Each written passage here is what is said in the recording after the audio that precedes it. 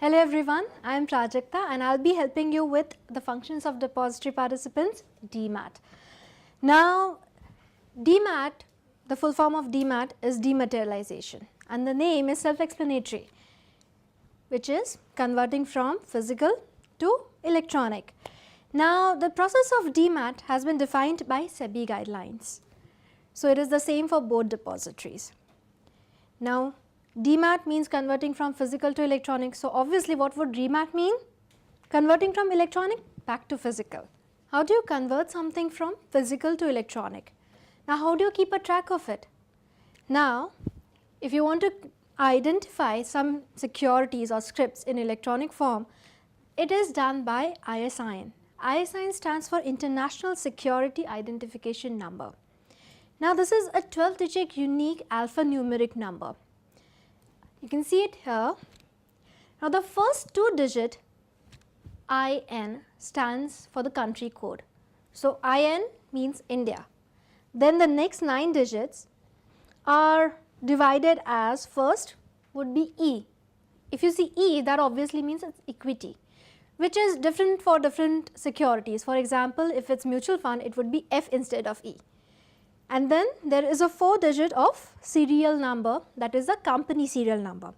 Then comes 01, 01 stands for, that is again equity, and the next 01 stands for the issue number. So the next issue would be 02 and so on. And the last digit is a check digit. Now we move on to dematerialization. What is the process of DMAT? Consider you are an investor who has a physical certificate. So what do you do with that certificate? If you want to DMAT it and put it in your DMAT account, you take that certificate and go to your DP. DP is the depository participant. Now once you go to a DP, the depository participant will give you a form, that is DRF. DRF stands for DMAT request form. So once you get the DMAT request form, you are supposed to fill it up and give the certificate along with the completely filled DRF back to the DP. Now DP will check if it's proper. Okay. So if there's some discrepancy or you have not filled it correctly, then he'll give it back to you, or else he will send it to the RTA. Now how do you find out if you have filled it correctly? The next slide shows a physical certificate, right? So the first thing you have to check is if you have defaced it and put a mutilation. Defacing is just putting a stamp that says surrendered for dematerialization, and mutilation is adding 2 dots on top of the certificates. You have to make sure that the name of the person on the certificate and on the DMAT account is exactly the same. Also the details like the security type, paid up value, pari passu status, total number of certificate, quantities, and lock-in status has been mentioned correctly on the DRF. Again, once you check all these details, you have to make sure that separate DRFs are filled for lock-in as well as free securities. In lock-in securities, if there are different reasons for which the shares are in lock-in, then you have to put different DRF. In addition to that, if the securities have different paid up value and every client will have different certificate, right? Also every ISIN will have a different DRF. Again, you have to make sure that signatures of all the holders on the certificate and on the DMAT account have been put on the DRF. You have to check the certificate signature twice, because sometimes if the certificate is old, and the signature may vary. So you have to put the signature of both the old as well as it is on the DMAT account. This is the flow for the DMAT option. Now what will DP do? Once any request is registered with the DP, they'll enter it on the system. There you have a maker checker concept. Then the certificate, which is a defaced and mutilated certificate, that along with the DRF will go to the RTA. Now once you have entered all the details on the CDAS system, you will get a DRN. DRN stands for DMAT request number. Once you get this number, you can send it to the issuer RTA. Now 2 things may happen. The issuer RTA may accept or may reject it. So, issuer RTA has 15 days to either confirm or reject the request. Now, what happens is once the request has been confirmed, issuer and RTA will check with the DP. They will also receive a physical certificate. Once the issuer or RTA receives the physical as well as electronic entry, the issuer or RTA will destroy the physical certificate and credit the equivalent amount of securities in the DMAT account.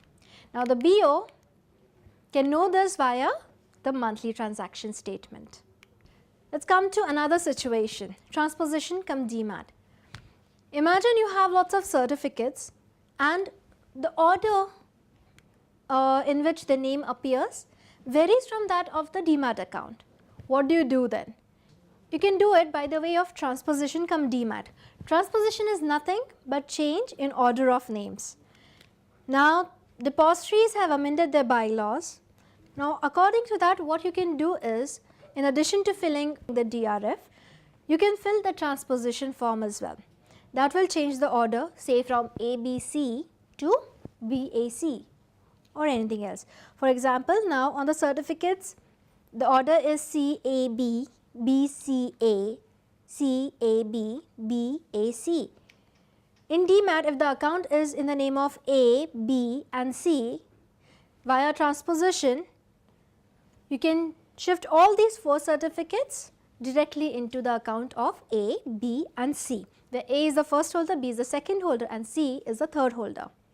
So, if you want to do that, you will need the DRF, share certificate and transposition form. Again, there is another concept called as transmission.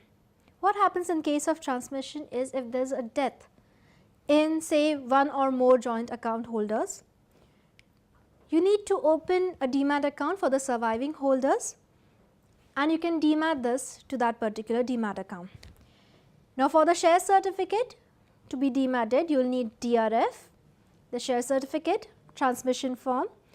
In addition to that, you need proof of the deceased person. So, you will need original or copy of death certificate duly notarized or attested by a gazetted officer. Now, imagine a scenario where you have to DMAT shares and both the cases of transmission as well as transposition is present. In that case, can someone tell me what are the documents that are required? Yes? First, I think transmission form is required. Correct. And then death certificate, notarized death certificate, and DRE, DMAT request. Exactly, DMAT request form, DRE. Yeah, DRE is required, and physical share certificate. Exactly, that is the most important one. And transposition form. Perfect. So, these are the 5 things that are required, right. Now, we have understood DMAT. Now, let us move on to REMAT. The REMAT process is exactly the same as the DMAT process, just the other way around, right. Now, what will DP do once they have received a REMAT request? The DP will enter the REMAT request details on the CDAS system, right. Now, the REMAT request form is received by the client, and when you enter all the details, a RRN is created. What is RRN? RRN is nothing but REMAT request number. So, when you get the details, DP authorizes and verifies if the RRF is proper, and after creating RRN, they send the physical copies to the issuer or RTA within 7 days. After that, the issuer or RTA will verify the RRF and match the details that have occurred on the RRN. Once this happens, the BO directly receives the certificates within 30 days and the DP informs client via the statements.